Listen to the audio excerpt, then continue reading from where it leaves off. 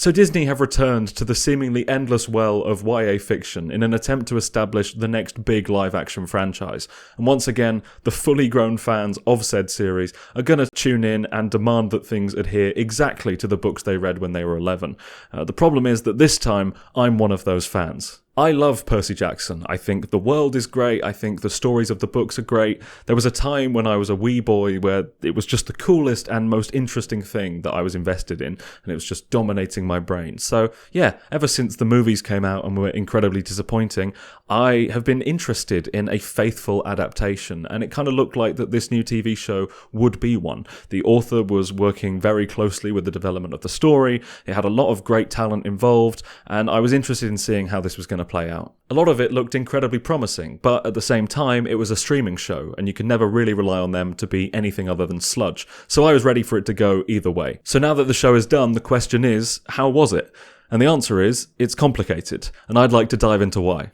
Given that the premise of this adaptation is pretty much we're going to do the books and we're going to do them properly, I think it's worth starting by talking about the storytelling in this show, because I think it's a bit weird. It feels like there's a determination at the centre of this show to not be the movies, and I think that is a very understandable thing to aim for, but at the same time, it means they really are desperately going through this checklist of the stuff that happens in the book. And to be honest, it's been a while since I've read the book, so a lot of this is kind of half remembered, but in a lot of these cases, it feels like they've gone, well, we have to include this because it's in the book. This section, this sequence, this subplot is in the book, and people will be sad if we don't include it. But at the same time, given the constraints of the format and the live action series and the fact there's only so many episodes and there's so many minutes in the runtime, they can't do as much as is in the book for each one.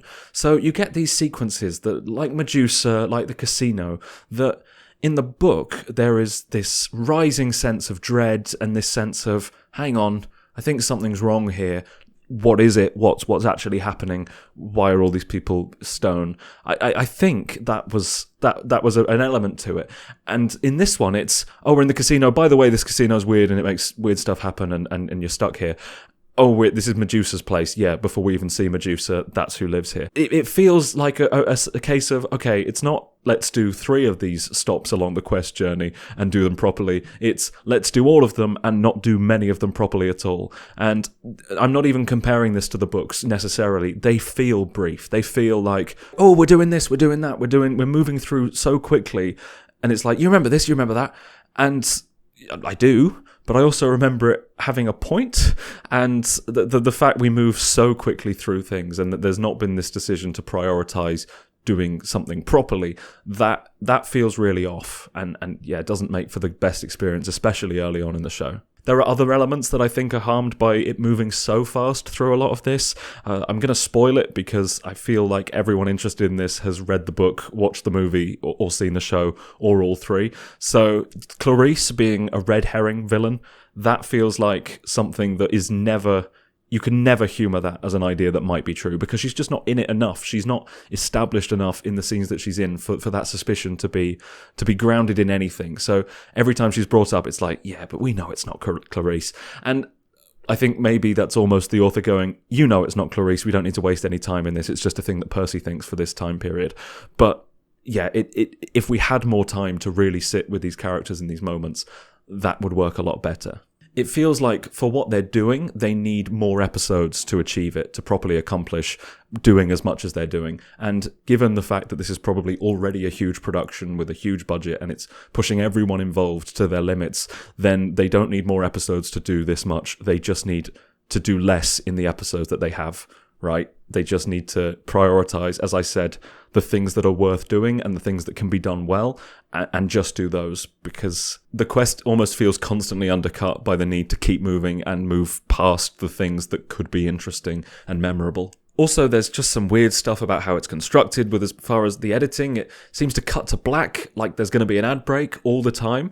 And I know that ads are probably coming to Disney Plus and that they are already part of Hulu, and maybe they're already part of Disney Plus in some places. But it seems like this is the first Disney Plus original that has been made almost like a proper network TV show that cuts to black, cuts to an ad break, and you can come back after the break. But when you're watching it without that, that's quite strange. It really is. The result of all of this is that the pacing is really disappointingly bad for the most part, which is a shame when the stuff you're seeing is pretty enjoyable. I will say that it improves towards the end really considerably. Like, it's not just, oh, but the ending was all right. I think the show really excels towards the end. I think it dedicates all the time that climax needs, all the, final moments that should hit hard actually really do. I think part of that actually is because it doesn't have as much exposition to do as the start, because the show definitely has an exposition problem. It's not that there's too much, because it's the start of a new series. They need to do a lot of world-building exposition, and that's fine. It's just that a lot of it is really bad. Percy is very much supposed to be our way into this story. He's the outsider to the mythological world, and people should be explaining things to him. And in this show, they often seem to start and go, oh, Percy, by the way, this is... And they do a small summary of it. And he goes, yeah, I know. My mum taught me all this. And it's like, oh, okay, my mum didn't teach me any of this. Sometimes Percy isn't even the one to be told. Sometimes he'll say, oh, I know this story, and he'll tell the others. It's like the first Harry Potter, but if all three of them had read Hogwarts a History, and Hermione would go, don't you know that chapter where this happens? And they go, oh, yeah, we do actually. And you're, as an audience member, going, well, I don't. Hang on, what about me? I think that is it's part of the pacing problem. It's a lot of, they go to the casino, they speak to a specific god, and they'll rush through a story that should be built up naturally, and we get all the information so that we can use that information to appreciate the slow burn of the realizations that are happening, or something like that. And it teaches us something about real Greek mythology. That was always a benefit of the books, is learning about a real culture, or maybe it wasn't always perfectly represented, but a real history in that sense, and getting us on the same page as the characters. Whereas in this one, they always seem to know a bit more than I do, which, considering they're 12, is quite embarrassing. But also, it is meant to be fun. I understand we're not necessarily here to learn, so I understand wanting to keep things moving. It's just, I think it could be done better. But I guess tonally, the sense of adventure, the sense of, they're doing something epic, I think it's done quite well throughout the show. I feel there's enough of a kind of fun, and it's funny and silly without it really feeling stupid. And I think it can feel dark and emotional without it feeling too inappropriate at any real stage. I guess on that note, there is something I've just remembered. The husband, the second husband of, I guess maybe even first husband of Sally Jackson, Percy's stepdad, he is meant to be awful and abusive. In this one, he's just kind of a bit of a dick. Like, he's just a bit not nice. But he's not awful. They've completely gutted that sense of he's actually the worst person for Sally right now, and in the end of the book he gets turned to stone by Medusa's head, and it's like, yeah, that's what you deserve for being awful. And in this one it's like he's not as awful, and he still gets turned into a stone statue, and you're like, oh, okay, poor little moron idiot, really, for opening that. Not really a huge villain. That was an interesting, that's the only thing really where I think the tone was like, really? Is that what we're doing? Okay.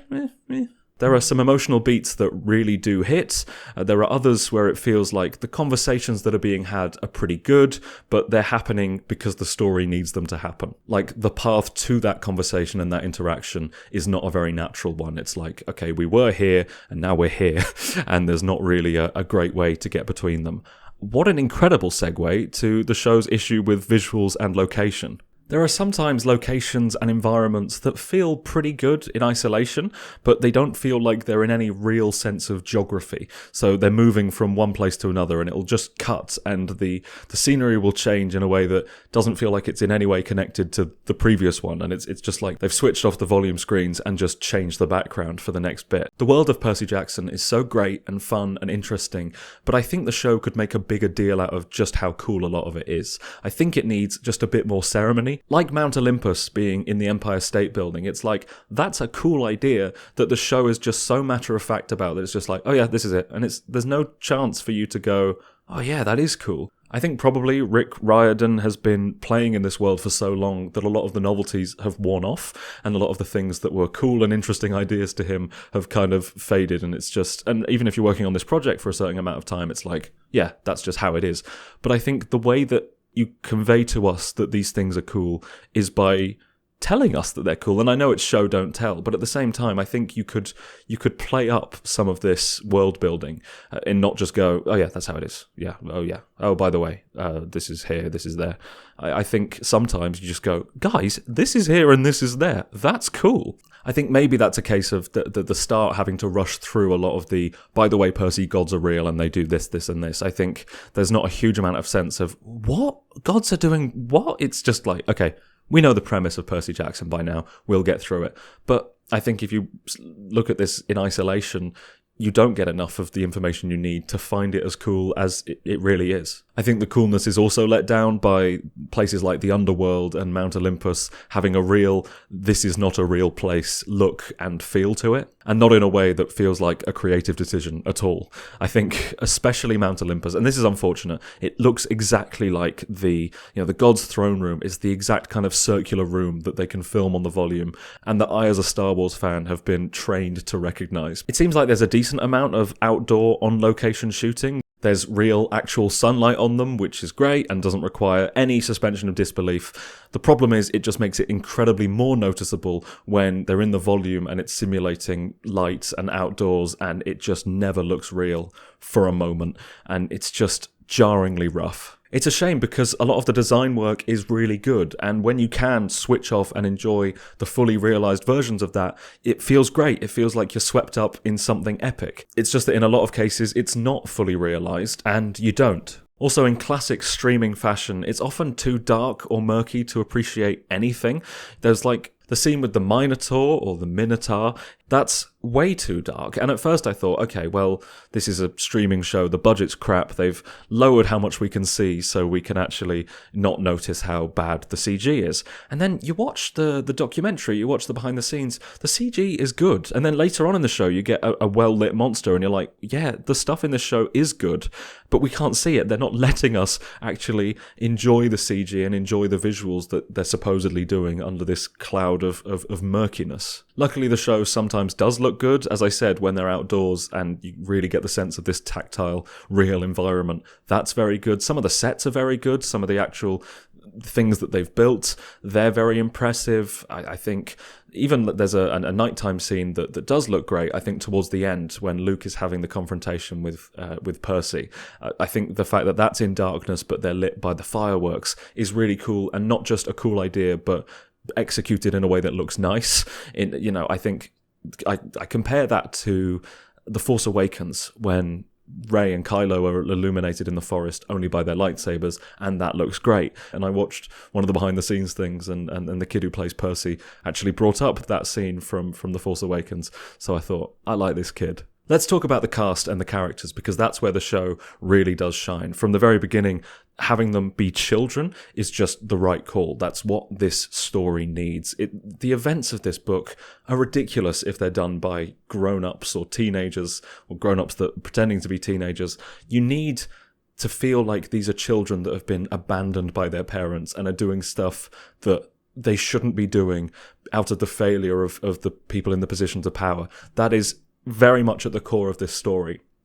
And also, if you want to think about this long term, if you want to think about a 5-book arc, they need to grow, and we need to see that growth. And it can't just be a case of they start out 16 and end up 20. That doesn't cut the mustard. I don't think I've ever said cut the mustard, but it doesn't. It leads to some real fun. And I mean, you see them playing Capture the Flag and it's like, oh yeah, this is a thing that children would do and not the adults from that movie.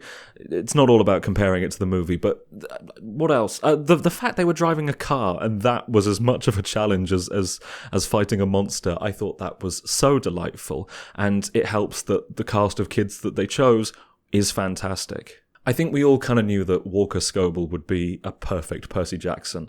And he is. He's got exactly the spark of Percy Jackson in him. The charm, the awkwardness, the humour, the rebelliousness, the heart. He's got all the Percy juice that he needs to... I guess Percy juice would be water. But he's got everything that he needs to play this role and do it in a way that's entertaining and delightful. And I can't believe he exists, really, as a Percy Jackson. He's just you can't imagine this show without him, I think. And what I really like is that he's when we see him in the social situations at the start, and he's this loser outcast, you really feel for him in a sense that I kind of think when Logan Lerman was a weirdo outcast, it's like, yeah, but he's clearly like handsome and cool. Why is he an outcast? He must be some sort of freak. And I mean, that was a criticism leveled against Andrew Garfield's Spider-Man as well, and he was a bit of a weirdo freak. So with this case, when it's a young kid, and specifically this young kid, you go, oh God, he's trying his best and it's not going his way. You don't think, oh, what could be wrong with him? Like, you feel for him and you root for him. And then when he comes out of his shell and he's in a situation he's more comfortable in, and he's funny and he's able to settle into that, and also when he's using the humour in the situations he's less comfortable in, it's great. He's great. I think it would be easy to say that, well, I think people are already saying it, that he is just already so similar to Percy Jackson that, he doesn't even have to try too hard. This is just, he's being himself. But I think that downplays just how impressive this performance is, and just how demanding the show is of all of him. Like, he has to do so much acting, all the moments of heart, all the moments of humour. He's in most scenes. He is... The whole show is resting on his shoulders in a way that it must have felt like so much pressure. And then on top of that, he's got stunts, he's got fight choreography with people and monsters much bigger than he is.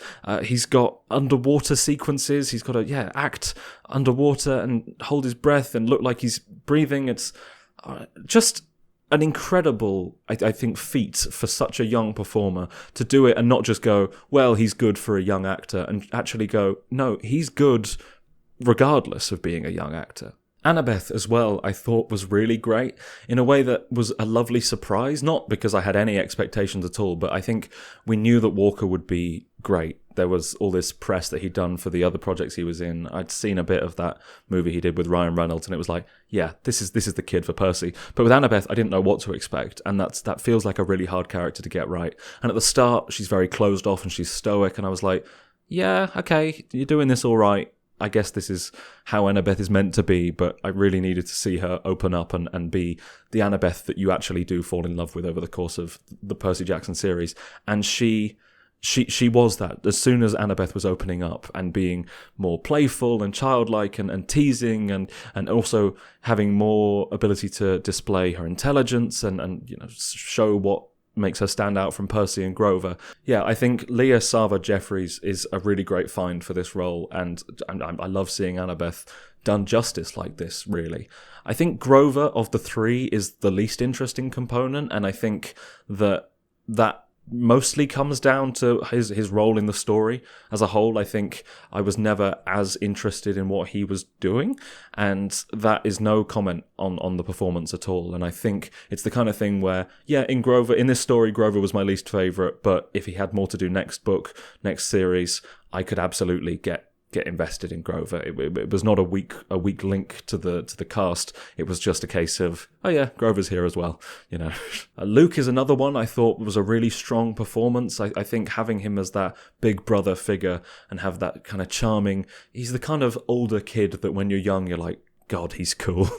And I think you get that sense from Percy, and you get that sense of betrayal when it turns out that he's been behind a lot of this. And also he sells the genuineness of the cause. It's not, I'm evil because I'm the bad guy. It's oh, I'm the bad guy because they've forced me into this. And he reaching out to Percy, it wasn't a case of, I want you to join me because of, we'll rule the galaxy together. It's just, you're my friend and I would like you to be by my side when I do this thing that I feel I have to do. He has the energy and charisma that you want to see carry through for the next 4 seasons. I'd like to see that relationship play out with him and Percy and see how he grows as a villain and see the twists and turns there. That's something that I could see him doing.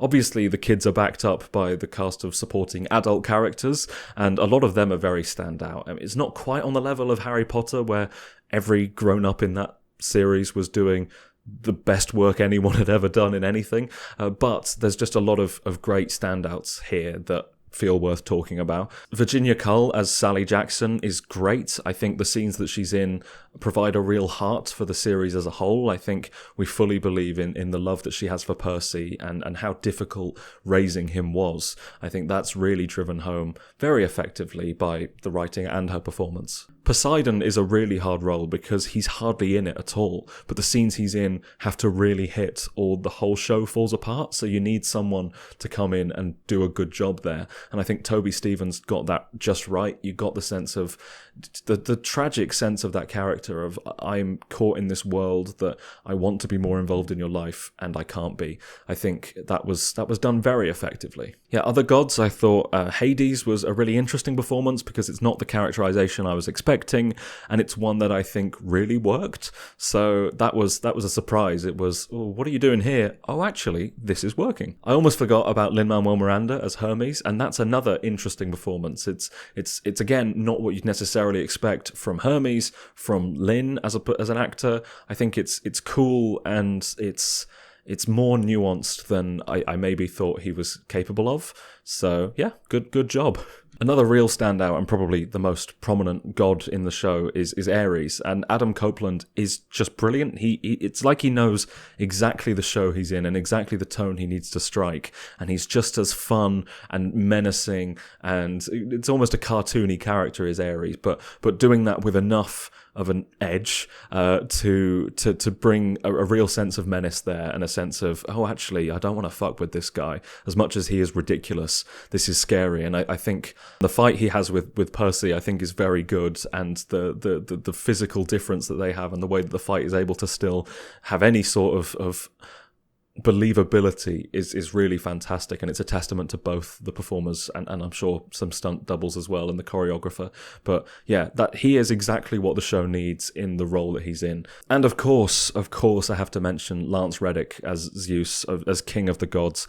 He is in it for about 2 minutes and he's just fucking sicko mode. He's just nutso mode. He's God mode is probably the word for it. He looks like a god. He's got this incredible physical presence, this incredible voice, and just you can't imagine anyone being that regal and being that inaccessible as a presence. And just like as a kid, that would just be the scariest man you have ever spoken to. Like Ares is this, oh, I'm going to kill you, I'm going to murder you. Nothing compared to Reddick's Zeus. It's just such an impression to make in such a small amount of time. And God, it's just a devastating loss, isn't it? Lance Reddick, he should have been doing performances like this for the next few decades, really. It's tragic even for this show that they can't just bring him in as this recurring Zeus. If they weren't going to do the gods change their appearance thing, I'd almost prefer a bit of a through line with the attachment we've had to them, but maybe Zeus has forced them to come down on one side of that they maybe wouldn't have done before. This is all assuming that there is a future of this show, because that is still, as far as I'm aware, completely up in the air. The show itself is operating like there will be a future to this series. It's planting the seeds actually very nicely and efficiently compared to a lot of the other stuff in the show, to the point where it very successfully leaves me wanting more, and honestly I would be disappointed if this is where the show ended. Because the story of the show is good and exciting and satisfying when it's told well, because the book is good and exciting and satisfying, and the series doesn't always do a great job of realising that as well as it could, but it does it enough, and it ends especially well enough that I want to see it continue, and I want to see this whole story told. I want to see these kids grow up and see their characters and their relationships develop.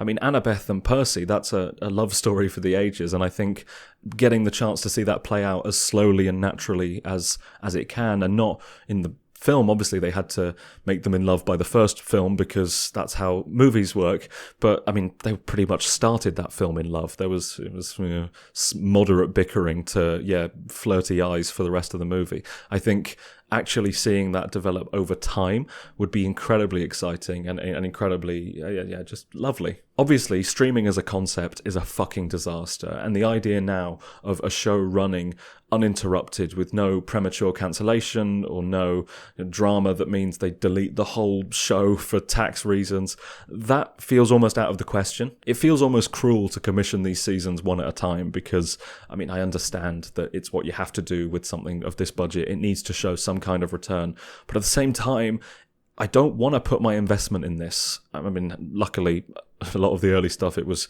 undercutting my investment quite nicely, but I don't want to put any faith in this story being told to fruition because I don't have any faith in it actually being done by Disney. Because if this was the start of something, then I think it's a pretty good start. But if this is all we're getting, then I think it's disappointing. Does that make sense? If this is season 1, then season 1's all right. You know, it's got some problems, but it gets the ball rolling quite nicely. I think if I'm looking at the show from that perspective, which I should, and this should be season 1, book 1, then it's done its job. But again, if it wasn't good enough to stand on its own, that it won't have hooked people enough to get a second season, that would be a real shame and disappointing. But at the same time, I wouldn't necessarily disagree with the audience's rejection of it. So I guess that's the show. That's a mini conclusion right there. I don't know. It does a lot of stuff I really like. And when I think about those, I'm like, oh, what a good time. And then I think about how I was actually feeling watching a lot of this stuff. And it was disappointment, underwhelmedness. And yeah, I guess I'd love to know from you guys what you think of this show, whether you've felt I've been too harsh on it as a fan, or maybe even too forgiving of it as a fan. I think, to be honest, either feel incredibly possible or likely. Both feel incredibly possible and likely. Just tell me in the comments, what do you make of this? Would you like to see more of it? Thank you very much for watching. I've been Joe Brennan. I hope you've enjoyed it. If you have, please like this video, subscribe to the channel so you'll see more things like this in future weeks. Share this video with someone you think might like it, or even the entire internet. I'm trying to cover broader topics and reach a bigger audience with that. So that's one of my plans for this year. So yeah, if you could help with that, that'd be incredible. I'll be back next week for another video. See you then. Love you lots.